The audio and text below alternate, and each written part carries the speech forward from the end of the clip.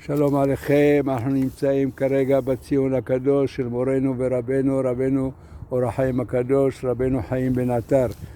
ואנחנו נמצאים ערב ראש חודש מנחם אב, כלומר הלילה ומחר זה חודש מנחם אב, ונראה מה אומר רבנו אור החיים הקדוש על הפרשה. אומר אור החיים הקדוש שעל הפסוק אלה הדברים אשר דיבר משה אל כל ישראל בעבר הירדן, במדבר, בערבה, מולסו, בין פרן ובין תופל, ולבן וחצרות ודי זהב. אומר רבנו חיים בן עטר, יש פה 9 מידות, 9 תכונות שאדם צריך ללמוד ללכת בהם, וככה אנחנו נזכה לגאולה. הדבר הראשון אומר, אלה בעבר. מה זה בעבר? כמו אברהם אבינו, שהוא היה מעבר אחד, וכל עם ישראל, וכל העמים היו מעבר השני. לכן אדם צריך, מה שנקרא, לעבוד את השם, ולא משנה מה יאמרו האנשים האחרים, אלא לעבוד את השם כמו אברהם אבינו. דבר שני, עבר מלשון עיבור נשמה. אדם צריך לעבר לעצמו את הנשמה, להגביר את הנשמה שלו על הגוף, להגביר את הרוחניות על הגשמיות. והתכונה השנייה, הירדן. אומר אור החיים הקדוש, ואני קורא את לשונו, שתהיה מרדות בליבו תמיד כבדרי חכמים, טובה מרדות אחת בלב האדם יותר מ100 מלכויות. כלומר, לשון רידוי והכנעה לפני הקדוש ברוך הוא. אדם תמיד צריך להרגיש את הקדוש ברוך הוא, מה הוא רוצה ממנו וכו'. דבר שלישי, במדבר. המדבר מסמל ענווה. כלומר, אדם בלי ענווה הוא לא יכול לזכות בתורה. כמו שכתוב, וממדבר מתנה וממתנה נחליאל ומנחליאל במות. כלומר, אדם שהוא ענוותן כמו מדבר, אז הוא זוכה לתורה, מקבל אותה במתנה. ומתנה נחליאל הוא נוחל את האל, את הקדוש ברוך הוא. ומנחליאל במות, הוא מעלה אותו למעלה לגבהים. וכן, כמו שאנחנו אומרים בתפילה, בסוף תפילת העמידה.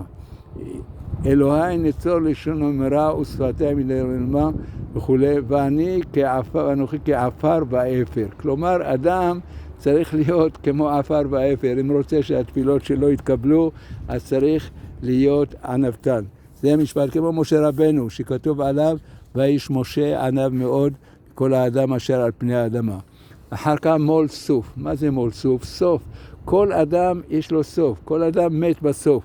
אדם צריך לזכור את יום המיטה, כמו שדברי הגמרא אומר, רבי יוחנן, לעולם אדם יחזור בתשובה יום לפני המיטה. הרי אדם לא יודע מתי ימות, אלא כל יום צריך לחזור בתשובה.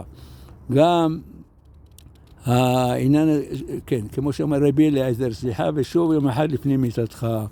ואחר כך הדבר השישי, בין פרן ובין תופל. מה זה פרן? לשון פאר. כלומר שיהיו פניו צוהלות, יתייחס בכבוד לכל אחד ואחד. ומצד שני,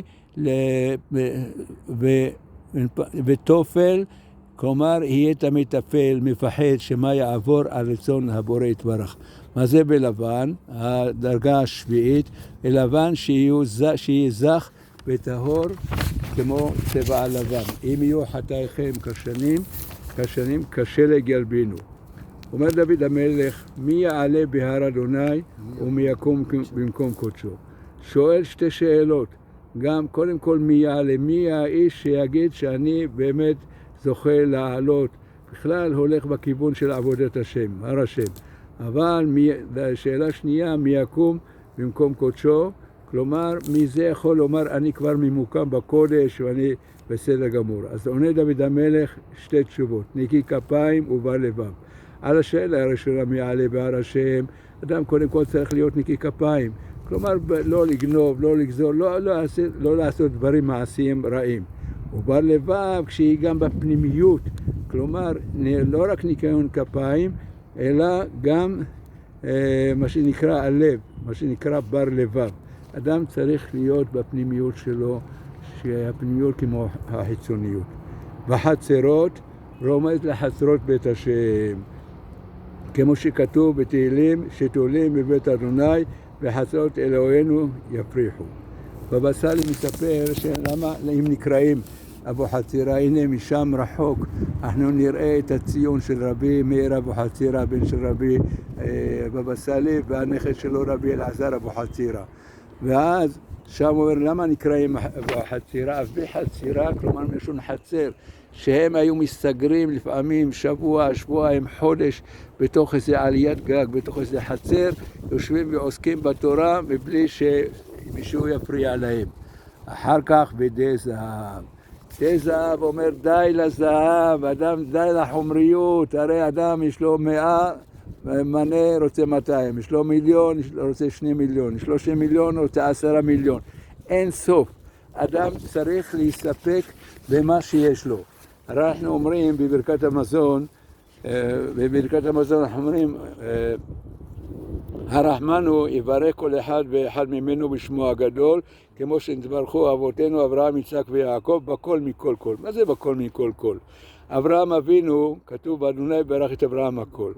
אצל יצחק כתוב ואוכל מכל. ואצל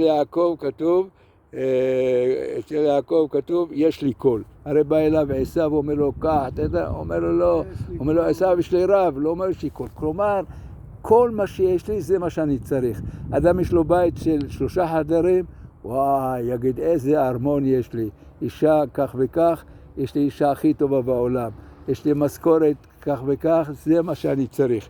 זה הסיפור, כלומר בדי זהב, די לזהב, די לחומריות. ואחר כך אומר בשם רבי אברהם אבן עזרא, אומר מה זה אנחנו אומרים, משיב הרוח ומוריד הגשם. אומר אדם אם רוצה להשיב לעצמו רוחניות, צריך להוריד גשמיות. זה הסיפור. אז אנחנו נמצאים פה בצל אור החיים הקדוש, זכותו לגן בעדנו ובעדכם. הנה כל זה כמובן מתוך הספר שלי להתהלך באור החיים, שבעזרת השם אנחנו מוצאים מהדורה שנייה, שאותה זה מודרה הזלב, והספר החדש גם כן שנוצא בקרוב, להתהלך באור הגאולה על כל תהליכי הגאולה, שנזכה אמן כן רצון ונאמר אמן.